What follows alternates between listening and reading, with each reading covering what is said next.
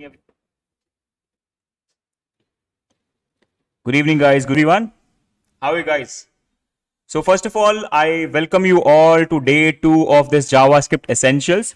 Yesterday, we covered a lot of things, right? We covered what exactly JavaScript is. We talked about it. We understood where JavaScript works. We also talked about a little bit about the history of JS, right? We understood why it was developed, then how it evolved in 2009, and now it is at which stage.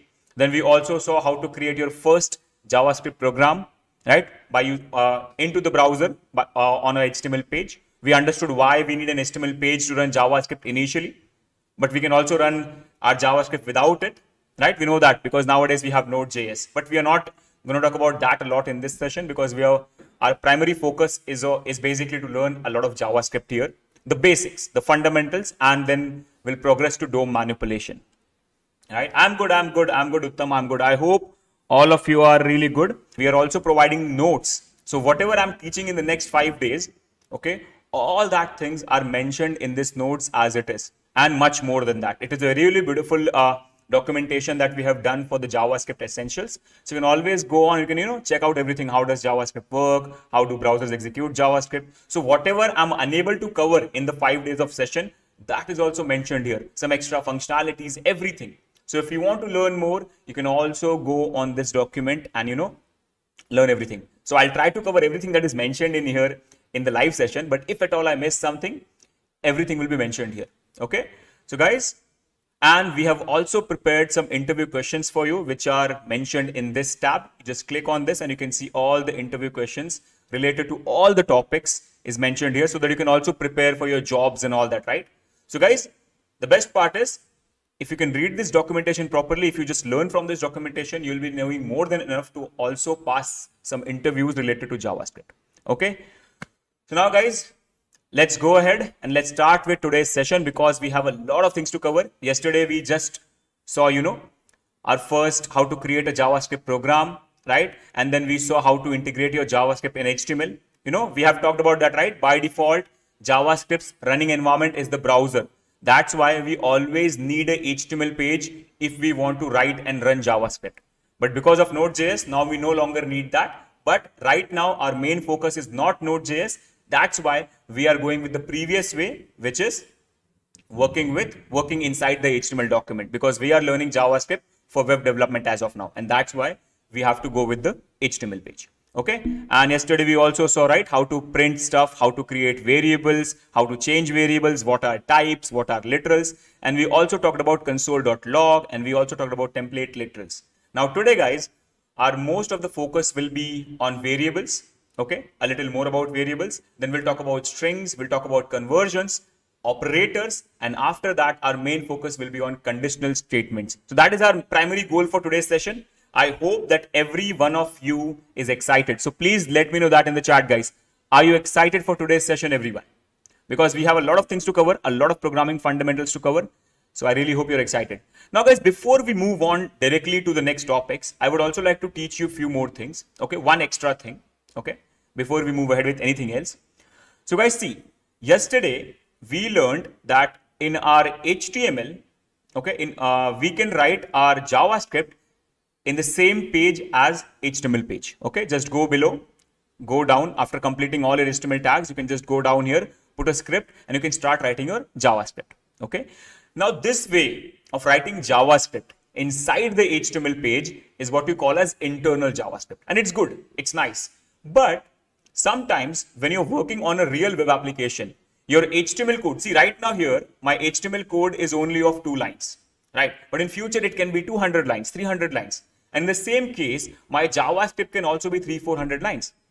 So in that case, guys, the page will become very big, heavy in size, and also the code will be very tricky to maintain because I always have to go up and down, continuously to manage my code. That's why, guys, it's always better to write your JavaScript code separately and your HTML code separately. They will be still connected because without HTML, JavaScript can't run on the browser, right? So they will be still connected, but we don't have to write our scripting logic or JavaScript in the same page as where we are writing HTML. Okay, so let's see how to do that. So guys, for that now I'm teaching you how to write your JavaScript somewhere else rather than writing in your HTML page only. So what you can do, you can go ahead in the same folder or anywhere. I would suggest you to in the same folder, but you can do it anywhere. But it will be always better if you do it in the same folder or same area where your HTML file is, so that it can be compiled as a project at the end. So now what we can do is we can go ahead, create a new file in the same folder, call it anything, whatever you want. So let's say I call it as script. Now the extension of this file should be .js. It's very important. By this only, the editor and the browser will know that, okay, yeah, this is the JS file. Now guys, see, it is not a HTML file, it's a JS file. That means this file is completely dedicated for JS. We are not going to write any HTML here. Think of this file as the scripting area. So whatever you can write in the scripting area between script and /script, okay, whatever you can write in that area, you can also write in this page. You don't need that script tags here because this page itself tells you I am a JS page. You can write JS in here. So now guys, you can completely write JS here. Now let's go ahead and let's remove the scripting from our page. We no longer need it here. So let's just simply go and remove it. Now we don't have it. Okay. Now if I write some code here, console.log, let's say, I am something like, external JS. Now let's see, let's save it and let's see if our HTML page is able to produce this JavaScript output. Because guys, see, it's inside the browser. So you have to run your HTML page only. You're not going to run your JS page. Okay, so let's see if it is working as of now. So if I now go in my browser and if I refresh my page, see, it's not working. I can't see that output. It's because initially our script was written inside the HTML page. So HTML page was able to identify that, oh, this is my JavaScript. That's nice. But now our JavaScript is written somewhere else and my HTML is somewhere else. So they don't know each other. HTML page doesn't know that this is my JavaScript. So guys, for that thing to happen, you have to connect both the pages, both the files. So how to do it? Again, same thing. Just below your HTML at the end, use the script tag again. Okay. And then now you're not going to add JavaScript in here, guys. No JavaScript. You're only going to be using it for linking the other page. So now let's go. In your script tag, there's an attribute called as src. So in the opening script tag, just put src and then /. / means the current folder. That means in the current folder, in whatever folder my HTML file is, in the same folder, I have one more file called as script.js. Link it to me. So now guys, you have linked your HTML page to the script.js JavaScript file, which is nothing but this file. So now they know each other, and now this script, whatever you're writing in here, will work with this HTML page. It is exactly similar to writing script, but the best part is your JavaScript is in a separate page and your code will be very easier to maintain. And this, guys, is what we call as external JavaScript. When you write JavaScript in some other page rather than writing it in the HTML file. So now, guys, if you just go ahead and check, let's go. You can see that start working now. See, it's working. Okay. So now, guys, let's move ahead, everyone. So now we'll be writing all our JS in here. So guys, let's move ahead with the next topics. Okay.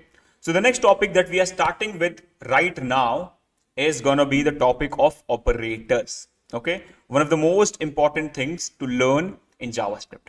And guys, for everyone who is new, right now we are learning the programming fundamentals of JavaScript. So we are not using JavaScript to create divs as of now. But maybe by tomorrow, I'll be teaching you how to create HTML using JavaScript. That means without writing your HTML like a tag, we will be using JavaScript to write HTML and generate HTML using a loop, using conditions. So that will be amazing. So don't worry, guys. Okay. So now, guys, let's move ahead. And today's topic, the first topic that we are focusing on is operators. Now, guys, see, since JavaScript is a programming language, that means you will be doing a lot of calculations here. You'll be writing a lot of, computations. You'll be doing a lot of computations, calculations like plus, minus, multiply, division. So guys, yesterday we talked about this, right? As a programming language, it is going to be heavily working on data. Like digitally in this whole world, we work with data a lot. So in our programming language also, we are going to be working with data a lot, right?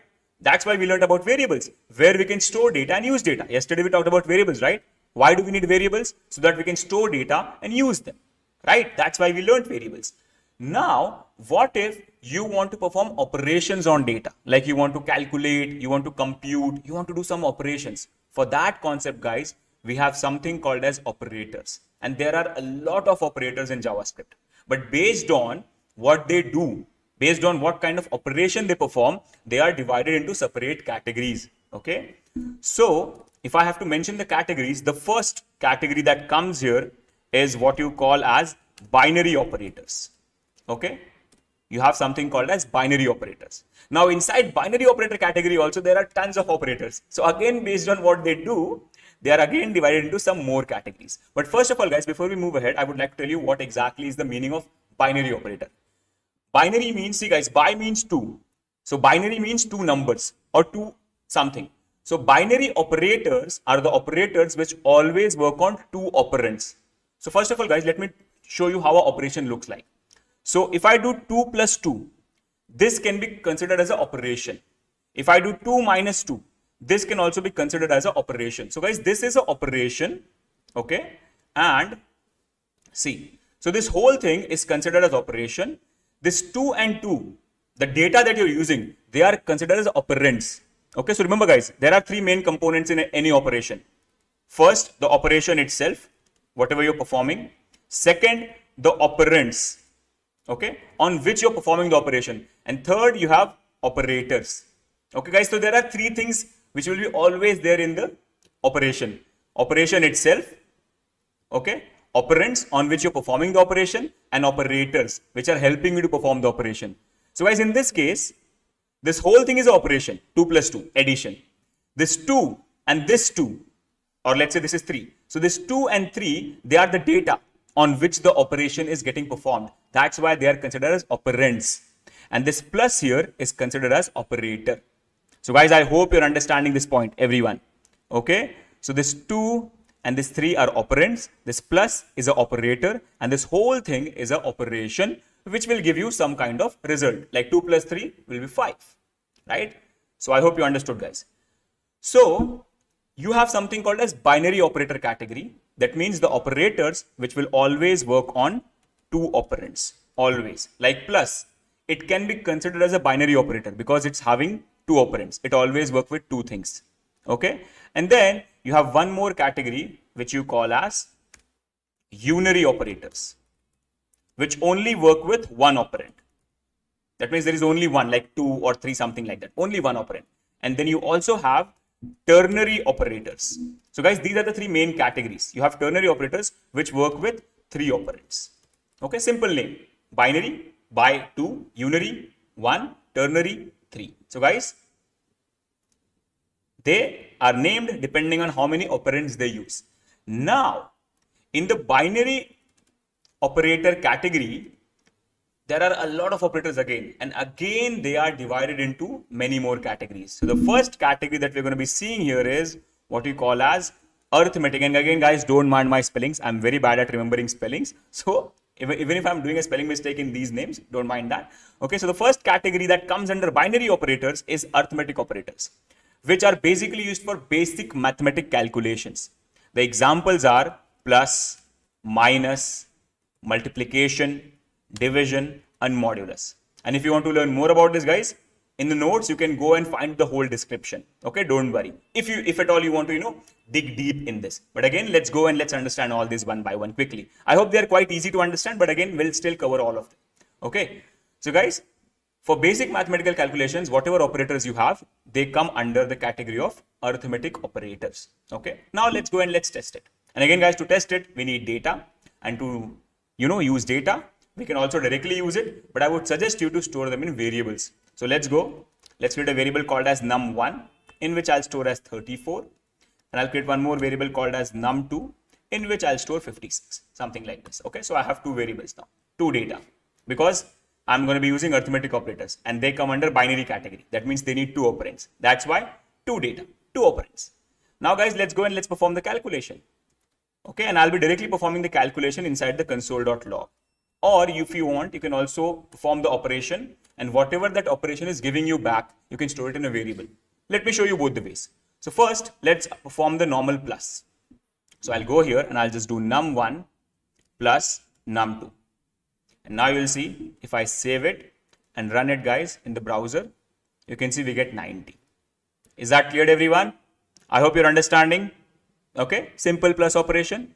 If I do minus here, It is num1. That means 34 minus 56. Now we know, right? Basic mathematics. If I subtract a bigger number by a smaller number, our result should be in minus, right? But it is minus. At the end, we are getting our subtraction result. You can see minus 22, right? And the same place, we can also perform multiplication, which will give you, okay, now I know they are big numbers. So even if you want to calculate in your mind, it will basically, make it tricky to understand. So let's make them smaller so that, we can understand it better way. So 2 and 5.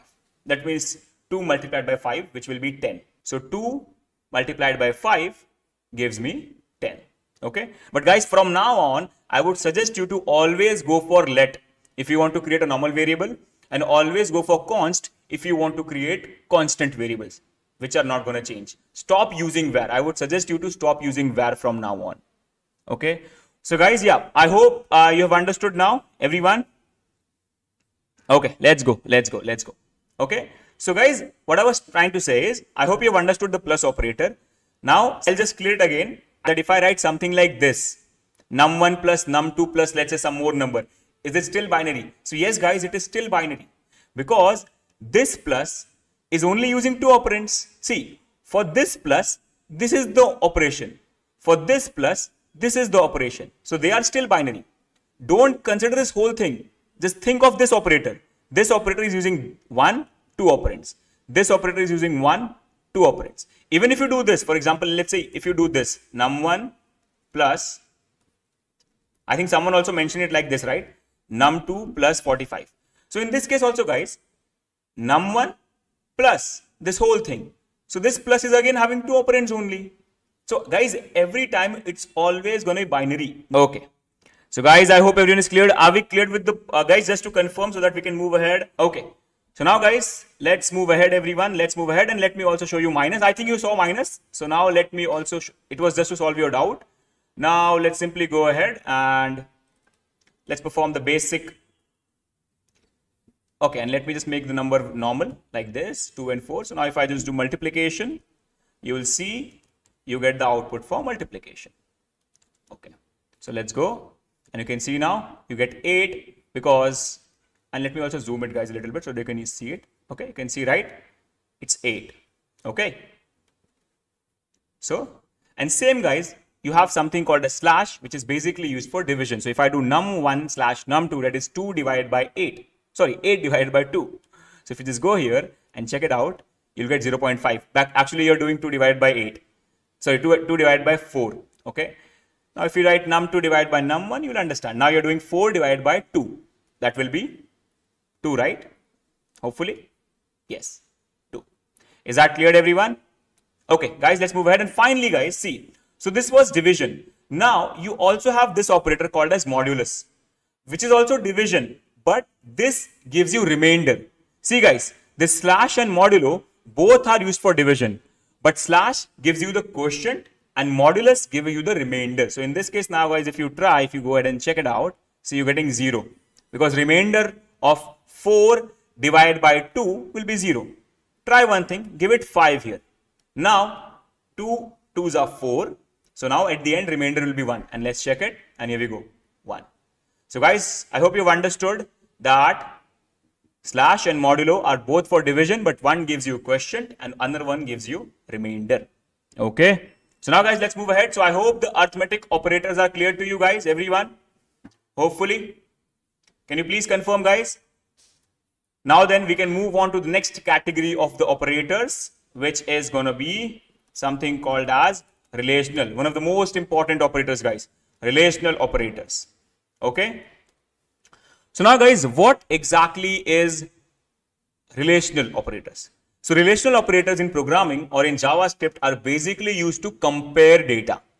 Okay. They are basically used to compare data like this. You want to check if one number is greater than another number. You want to check if one number is smaller than another number, or it is equal to the same, or it is as same as the other number. So whenever you want to perform comparison of data, in that case, you're always going to be using relational operators. So the examples of relational operator are greater than, less than, greater than equal to, less than equal to, and not equal to.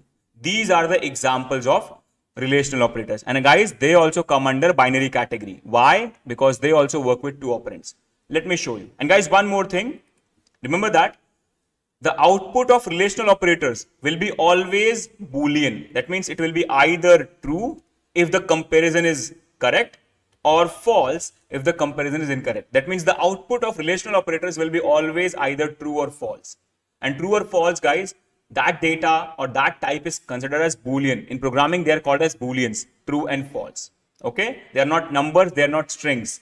They are Booleans, everyone. Remember that. Okay, so the output of relational operator will be always either true or false because you're comparing. So either the comparison is successful or it is unsuccessful. Simple. So either true or false.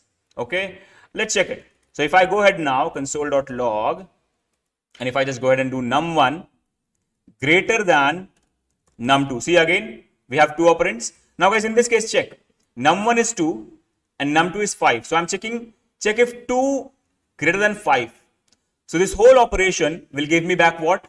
False, because 2 is not greater than 5 and I'm writing 2 greater than 5. So let's check it now. If I check it, see, we get false. Is that clear, everyone? I hope you're understanding that. And same thing, if I go ahead and do the reverse, num1 less than num2. Now we know, right? 2 is less than 5. So in this case,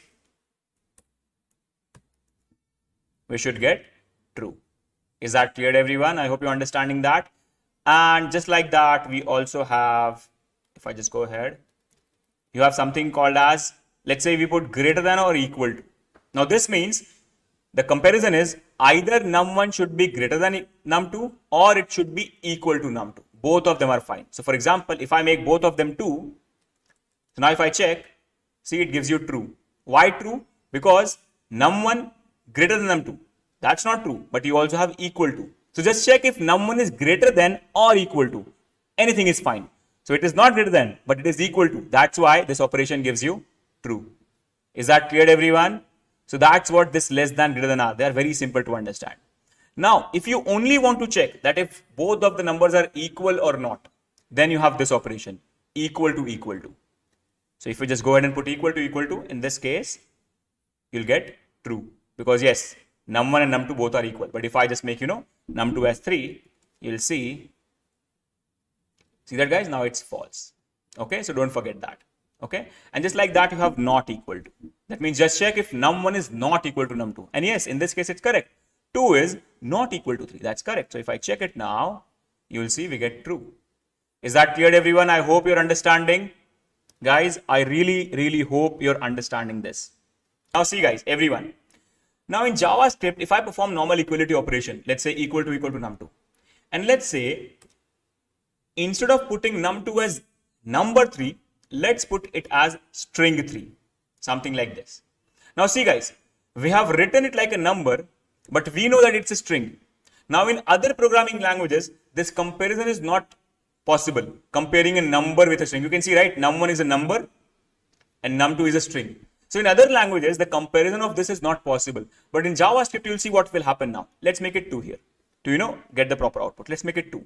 So now I can see one is number 2 and one is a string, which looks like 2. Okay. It's not a number, but if you still see, the output will be true. So how is it happening? Because how is JavaScript comparing a number and a string? So guys, this is possible because in JavaScript, there's a concept of type coercion. I just, fumble in the pronunciation of that, but it's coercion or coercion, something like that. So what happens is in an operation, what JavaScript is doing is it is converting this string 2 into number 2. That's what's happening here, guys. Is that clear, everyone? So when JavaScript finds out, oh, it is actually a 2, it looks like a 2. So it's converting this string 2 into number 2 for this operation. And that is what we call as type coercion, guys. Everyone, I hope you understand that. And JavaScript does it by default. Okay, so that's why it's possible to compare something like this in JavaScript. And not only with comparison, guys, it also happens with plus. If I have to show you, see this. Not with plus, actually, it doesn't happen with plus. So see, if I just go ahead and do console.log, and if I do, let's say, guys, guys, please focus, everyone.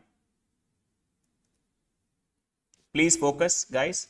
See, and it does some things like that as well with some other operators. See, guys, in this case, if I just go ahead and do num1 num1 plus num2. Now you can see I'm performing the addition of 2 plus a string 2. Now see what will happen, guys.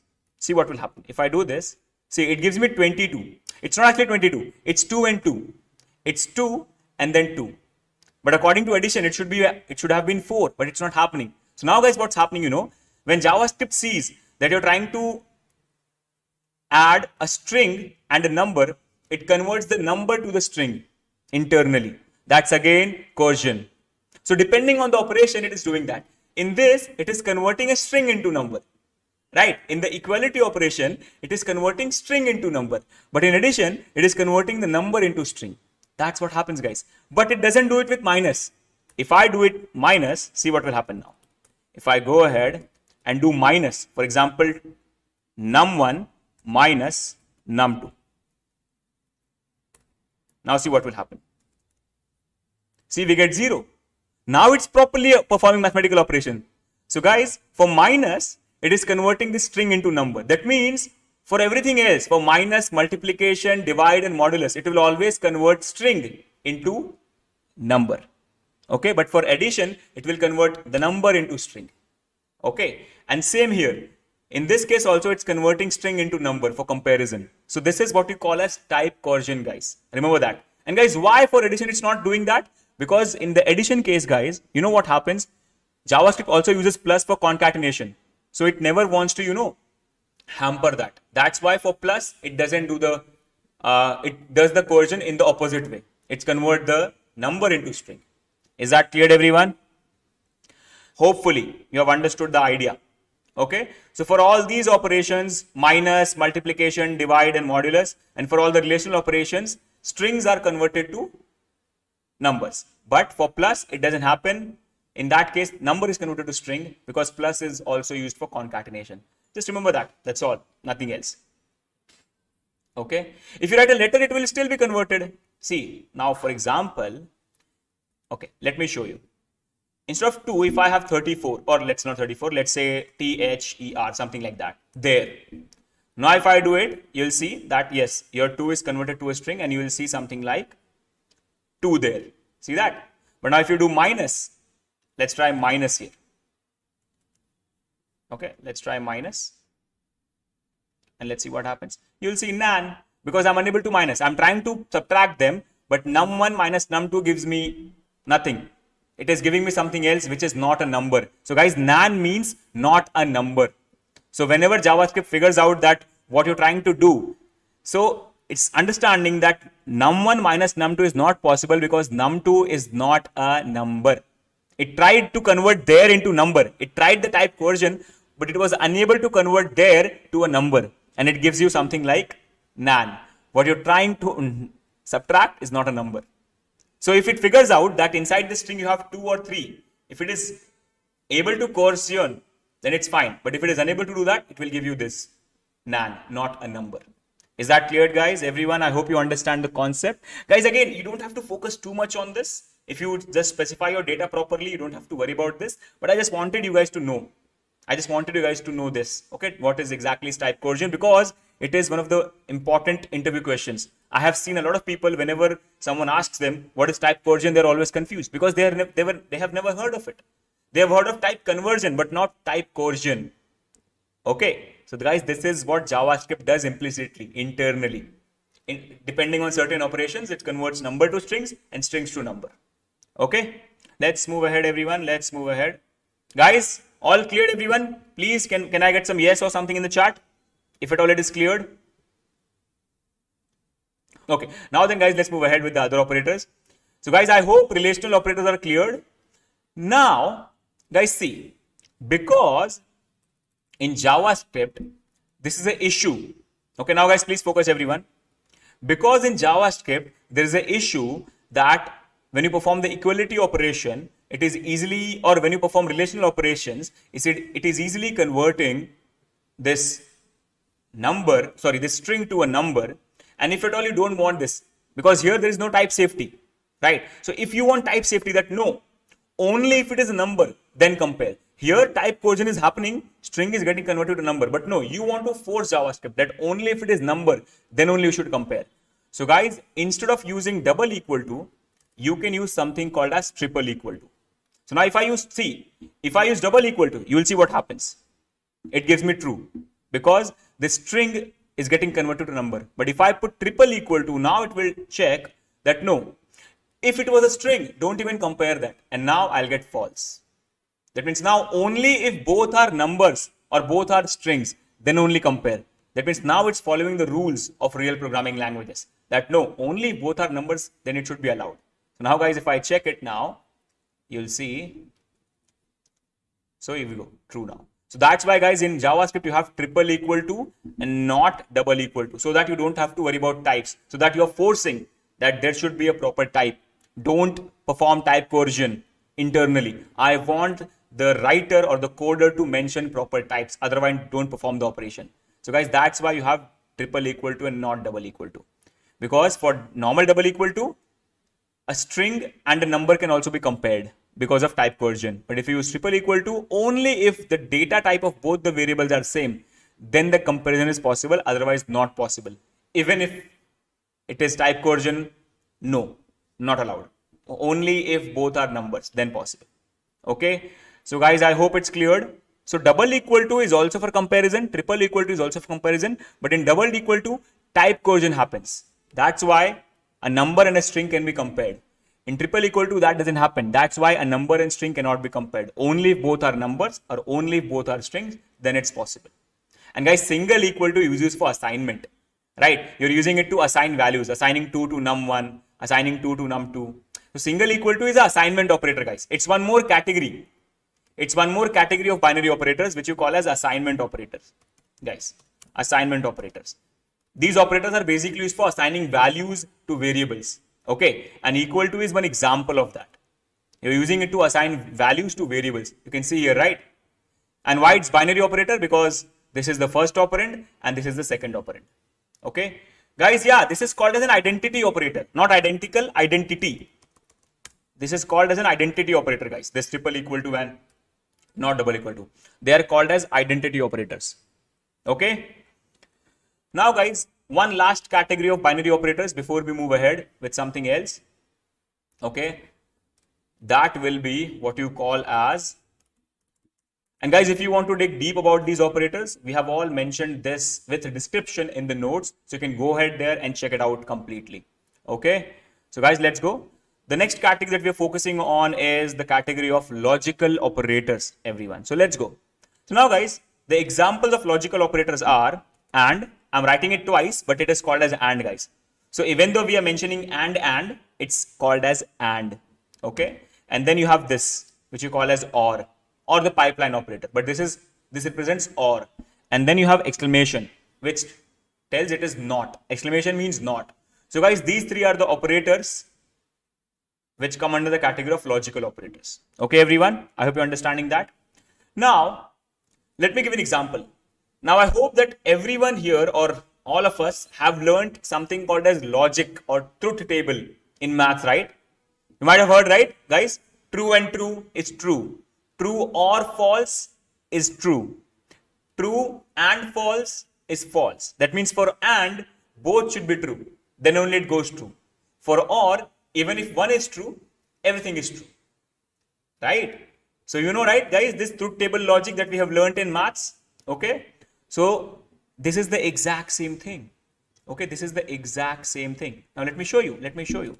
If I go and do console.log and if I do true, see guys, please focus everyone, and true. See what it does. It will give me back true. So guys, it considers this as the whole operation. Like, okay, this is true. Now this true, guys, I am writing it directly right now, but this true can be also output of some relational operation. For example, like this, 2 equal to 2. And here I put 3 greater than 1. Now guys, tell me, is this operation correct? Yes, 2 equal to 2. That relational operator is correct. So it will give me true. And this operation will also give me true. So this operation is true and this operation is also true. So true and true, the whole equation, the whole thing will give me what? Finally, true. Right? But if one of them is false, for example, I put 3 less than 1. Now I know 2 equals to 2 will give me true. And 3 less than 1 will give me false because that's not a correct operation. That's not a correct comparison. So now the whole equation will become false. Because guys, for the case of AND, both the operations, both sides, we should get true. If anything is false, the whole thing becomes false. Guys, that's what happens with AND. I hope it's clear, guys. So what I'm trying to tell you is, here we just need some kind of, Boolean. Now you can directly write it, or it can be you're writing a comparison which is giving you the Boolean. It's up to you. Here we can also write the variable num1 equal to num2. So now guys, see, we have two operations, right? So num1 and num2 both are 2. So guys, tell me, what will this give me? Num1 equal to num2? True, because yes, both are equal. And 3 less than 1, false. So true and false. The whole thing will give me false. See? So guys, that's what AND is.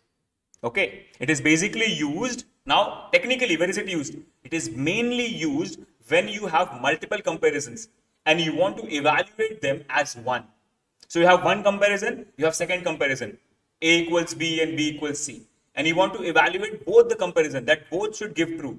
Then you can use an AND in between. True and true. So guys, remember, whenever you have multiple comparisons and you want to evaluate that as a whole, in that case, you will always go for this logical operations. So now in this case, I'm going with AND. Same guys. Here I can also use OR. Now in OR's case, what does OR say? That if anything is true, the whole thing becomes true. So now we know that this will give me true, but I know that this will give me false. But in this case, guys, this will give us true or false. So true or false should give us true because it's OR operations. So anything is true, the whole thing becomes true. So now the whole equation will become true in this case. So now if I just go back and here we go, true. So guys, I really hope it's cleared as of now. And finally, you have the third operator, which is not, which works like a negation. For example, see, if I go ahead and do something like this. Let's say I write num1 equals num2. So now I know that this is going to give me true, right? Single operation. And by reading this logic, if you see here, num1 and num2 both are 2. So by reading this logic, this operation should give me true, right? True. But if I just put a not in front of it, so true but not, that means not true. So whatever is not true, see guys, that exclamation means not. So not, see, this is not, and this thing is giving me true. So I'm basically saying not true, and whatever is not true is false. That's why now you'll get false. And whatever is not false will give you true. That's how simple it is, everyone. So that not is like a negation. Not true, so false. Not false, so true. Only two things, nothing else. Okay. So guys, I really hope all these binary operators are clear to you, everyone. Guys, hopefully all these binary operators are cleared. Please, can you confirm that, guys? Okay, all the binary operators, arithmetic for basic calculation, relational for comparing two data, and it will always give you true and false. Then you have identity, which gives you better power, better control over the comparison. Okay, so that type coercion doesn't give you any problem. Then you have assignment operator, which I have only mentioned equal to, but there are some more which I want you guys to look at. So go in the documents and look about some more assignment operators, guys. I've only told you about the one that is equal to. Okay, and then after that we have seen the logical ones which are important. Okay, now then guys, after this, let's move ahead to the next category, which is going to be the unary, which only work with. Guys, I really hope we are clear with this, guys. Everyone, please confirm. Now then, guys, let's move ahead to the next category, which is what you call as unary operator. Okay.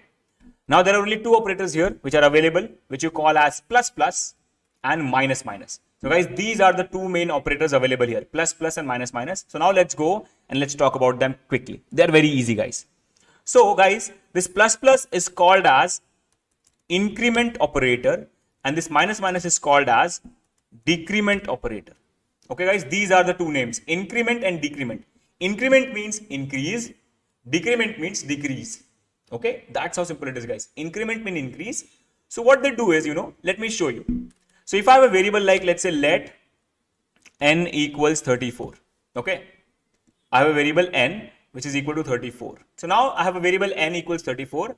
And now if I do n plus plus, now as I said guys, plus plus is a unary operator. That means it only works with one operand. You can see, right? There's only one operand, n. We don't have any other operand here. We don't have any other value here. Only one value.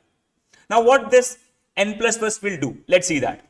So let's log the n after n plus plus. So if I go ahead and put n here, you'll see 35. So when I created n, it was 34, but when I did plus plus, it increased my value by 1. It increased the value of n by 1, and that's what plus plus does, guys. It simply increases the value of the variable by 1. That's all. Okay? And in the same case, if I do minus minus, it will decrease the value of 34 by 1. So 34, then n minus minus, so it should become 33. And here we go. See that? So guys, that's what they do. And that's why they are called as unary operator, because they only work with one operand. And their main job is to either increase the value by 1 or decrease the value of 1.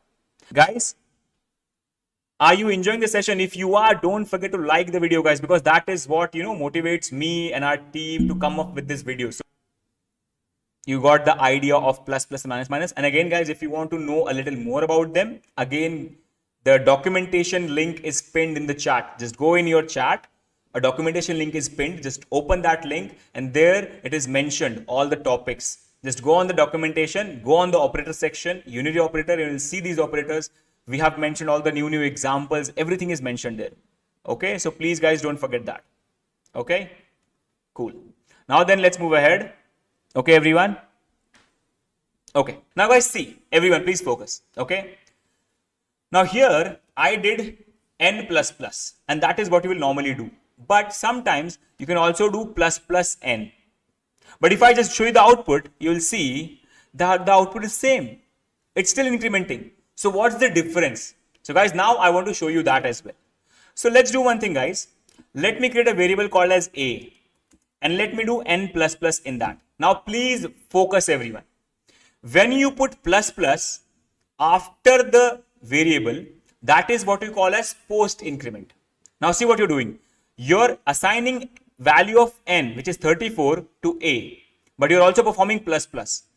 Because you're doing post increment, first this operation will be performed. So the value of n, which was 34, it will be passed to a, and then plus plus will happen, and n will become 35. So when you print both of them, a and n, so a comma n, you will see a is still 34, but n has become 35. So guys, when you perform post increment, guys, only if you're performing this big operation. See, normally if you perform post or pre, doesn't matter. Normally it doesn't matter if you're just writing it as a single variable. But if you're also performing operation while performing increment. So guys, in this case, the assignment of n, which was 34, is done to a. So a becomes 34, but then n plus plus happens, and then n becomes 35. But if I do, instead of post increment, if I do pre increment, now in pre increment, guys, the high priority is given to the increment. So first increment, so 34 will be incremented to 35, and then it will be assigned to a. And now after this operation, both should be 35. Is that clear, guys? So that's what it is. See, normally if you're doing this much only, n plus plus or plus plus n, then it doesn't matter, because at the end it's all increment. But if you're using this increment logic in an operation like this, where you're also assigning it to some variable, in that case, guys, if it is post, so operation will happen first and then increment will happen. If it is pre, increment will happen first and then assignment will happen. And same goes for decrement as well. Okay. So now then, guys, let's move ahead. Now we are not directly moving on to ternary operators, because I want to teach you something first, and then only we'll move on to ternary operators. Okay, everyone. Which is going to be one of the most important topics in JavaScript or in any programming language that you learn. Okay. And before conditional statement, guys, I want to go with that topic. Sorry, before ternary operators, I want to go with that topic. And guys, the next topic that we are learning here is what you call as conditional statements. Okay. Very important topic. Now, guys, first of all, before we move ahead, what is the meaning of conditional statements? So now, guys, you have to understand one thing, that in programming, a lot of times, and not a lot, guys, thousands, lakhs of times in your programming. That means a lot of times you want to execute code based on some condition. And guys, condition means it can be anything. Like for example, let me give an example. If you go online, like on, let's say, flipkart.com or something like that, and if you click on cart, you can't go on cart. But if you log in and then click on cart, then you can go on cart. That means the operation of letting you to go in the cart section of the web page, first it checks if you are logged in or not. So that's a condition. If you're logged in, then go to the cart. If you're not logged in, you can't go to the cart. Same, right? That's the base operation. Same thing happens, like, in a lot of applications. Not only, this is just one example, guys. There are a lot of operations. For example, there are some sites where you can only access it based on your age, right? If you're above 14, then you can access it. Otherwise, you can't access it, right? I hope you understand the point, everyone. So that means these are only few examples, but there are a lot of examples. There are a lot of things that happen into the website where you want to perform some operation based on some conditions. Without that, you don't want to perform operations. Okay. I have given you a few examples, but there are a lot of things that you want to do. For example, sometimes you want to fetch data from internet. In your program, you're writing code to fetch data from internet.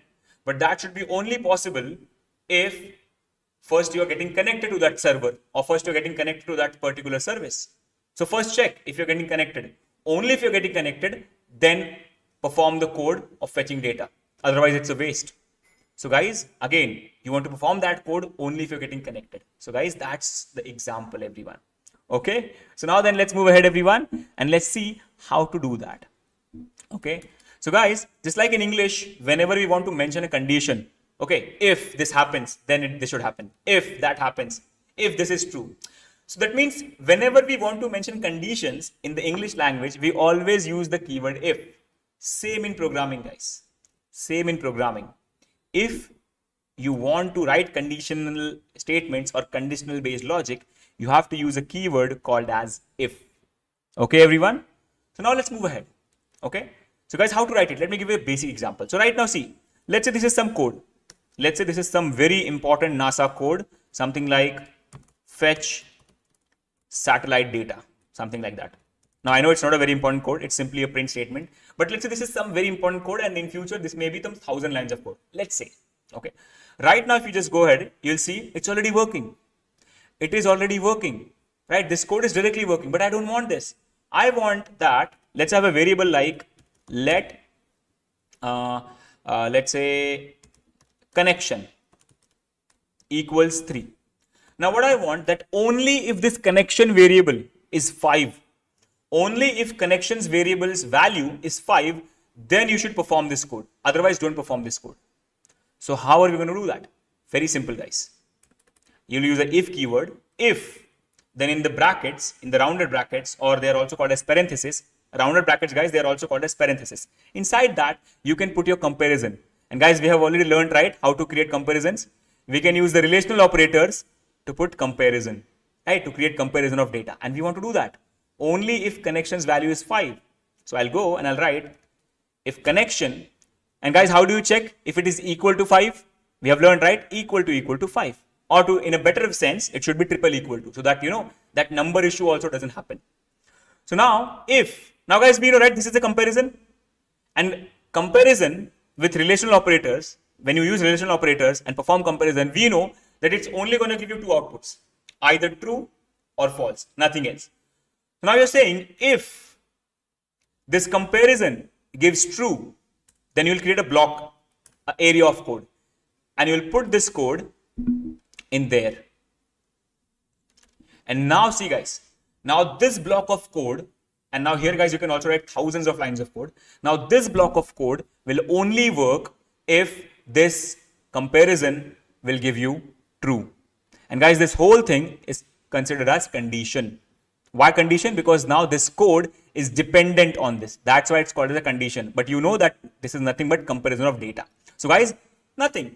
Comparison of data is only condition, right? Comparison of data is what we call as condition. Only when something depends on it, it becomes a condition. But normally, it is just comparison of data.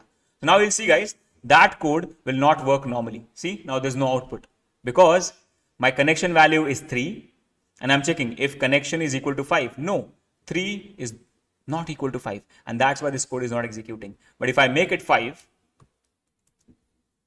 see, now it's working. So now guys, I have some code which is only working if some condition is true. Otherwise, it's not working. So guys, now we know, right? And just like that, guys, in future, this can be anything. If login is true, if login is there, if username and password are correct, it can be anything, guys.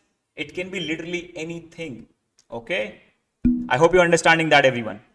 Okay? I really hope it's cleared, everyone. But now, here's an issue. Here, I can execute code only if my condition is true. What if I also want to execute some code if my condition is false? Now, sometimes we think that, okay, in that case, you can simply go ahead and write some code outside, like console.log, let's say some code, something like that. Now, guys, see, this thing is written outside. That means it's not dependent on anything. Now, guys, how this whole program will work? First, program will think, oh, there's a variable connection. It's having a value of 5. So let's create that. Good. Then check this condition. If it's correct, go inside, execute the code. If it's incorrect, don't go inside. Simply skip this block and move ahead. So guys, what happens, you have to understand. If this condition is correct, it will go inside, execute this code, and then it will move ahead and execute whatever is after that. If this condition is incorrect, it will simply skip this whole block, don't even execute, skip this whole block and simply move ahead. So whatever I'm writing outside, that means it will always execute. See, my condition is correct. So this is also printing, but this is also printing because it's outside. Even if my condition is false, for example, let's say I make this 3. And even if it is false, you will see, now this line of code, this block is getting skipped, but this code is still executing because it's outside. So this is not the correct way, because whatever you put outside, it will always execute. Okay, so in this case, guys, if you want to execute some code when only the condition is false, for that, guys, you have to use a keyword called as else.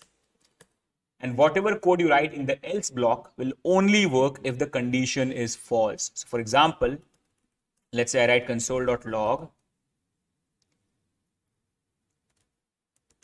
don't fetch data. You have println, print for printing it on the console. Here you have log, not print. Okay. So now, guys, see, in this case, now see, if I write some code outside here, let's say console.log, some code outside. Now, you know, right? See now, guys, what will happen? You have a variable.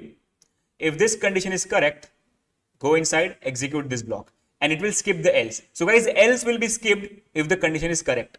Okay, always remember that. Else will be skipped if the condition is correct. So now, if this condition is correct, execute this block, skip else, and then move forward with anything that you have. If this condition is false, skip the if block and execute whatever is written inside the else, and then move forward. That means whatever is outside will be executed. So now let's test it. And you can see now, this is definitely going to come because it's outside. But now you can see, don't fetch data. Right, everyone? I hope that you're understanding this. And so now, because my condition is false, but if I make it true, so let's just, make this 5, something like that. Now it will be true. We know that. So now you can see, fetch data, but whatever is outside, it's executing. Okay.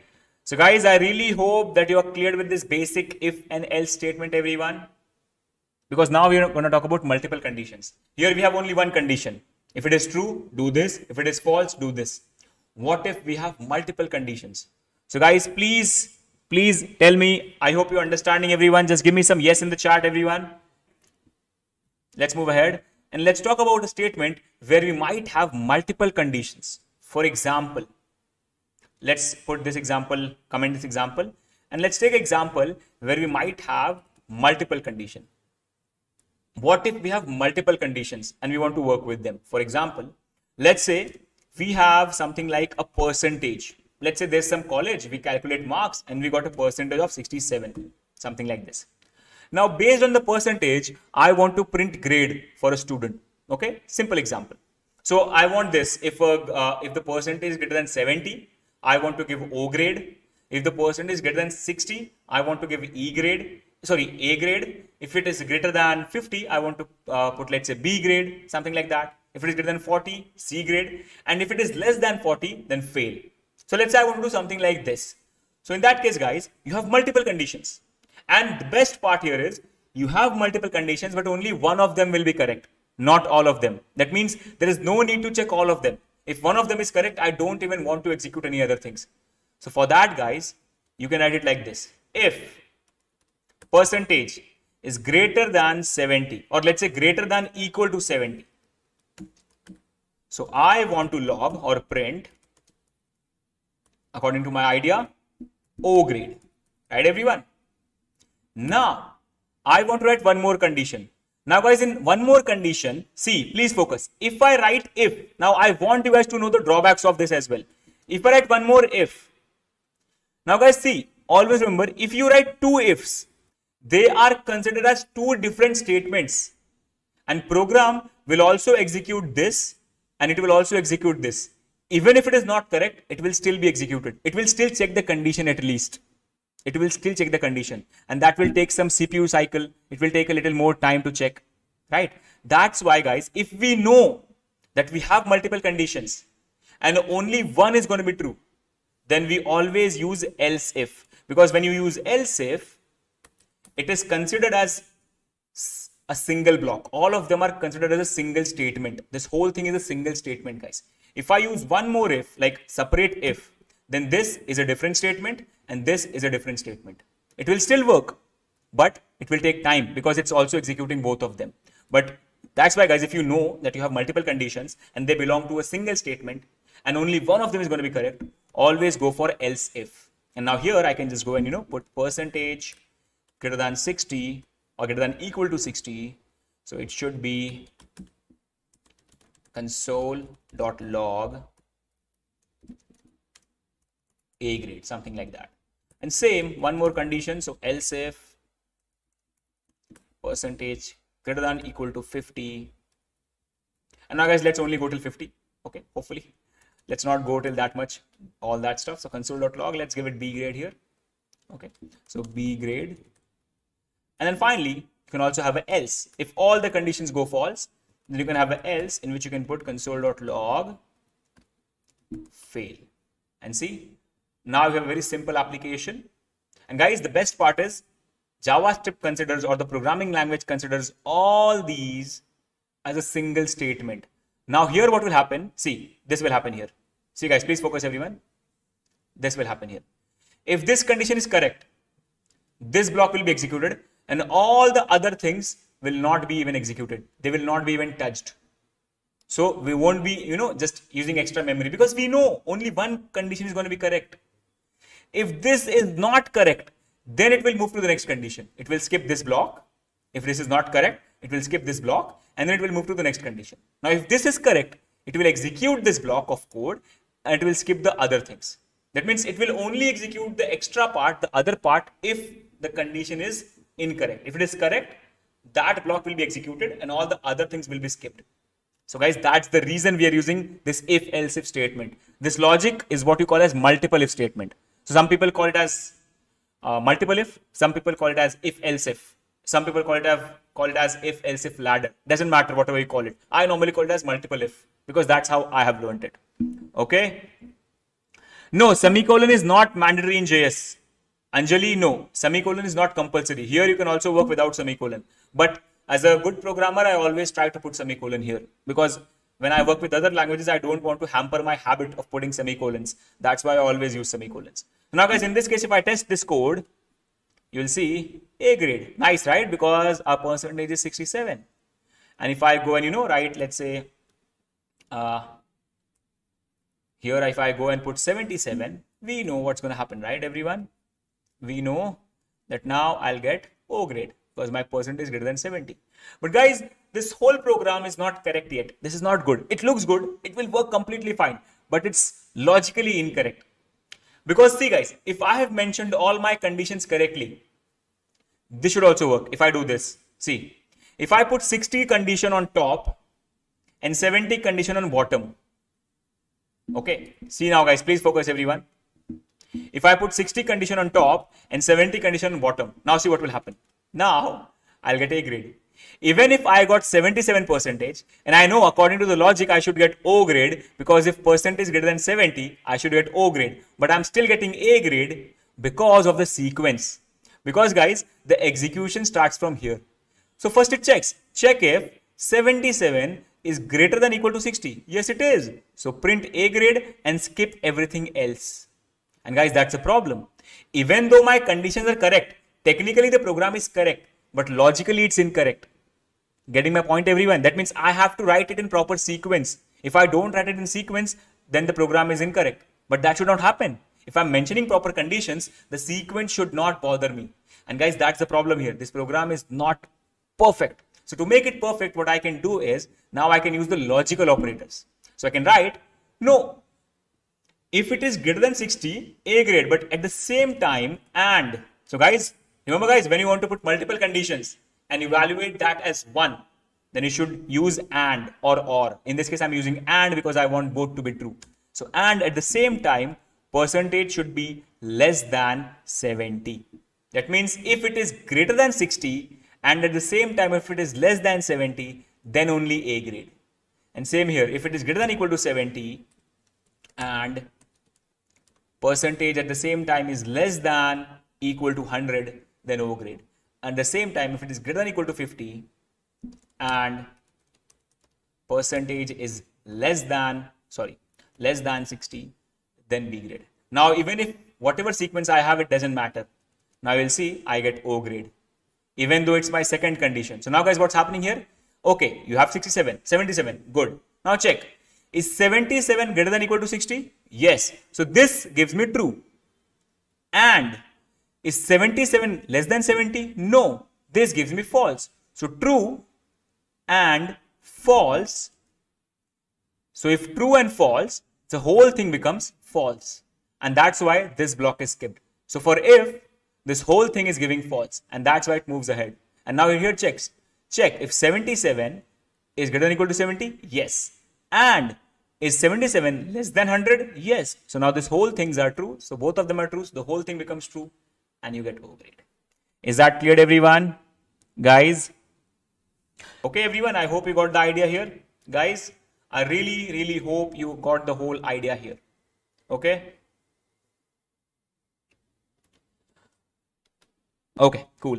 Now, guys, one last thing that I want to teach you for today is not going to be switch. Switch, I'll be continuing by tomorrow. Tomorrow, as you come, initially, we'll just directly go ahead and start with switch statement.